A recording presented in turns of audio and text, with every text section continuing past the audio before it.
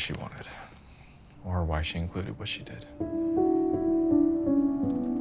Apparently, she was pretty loopy in the hospital. God only knows what kind of meds they had her on when she finished. What did she say in the letter? No need to rehearse, just memorize your lines.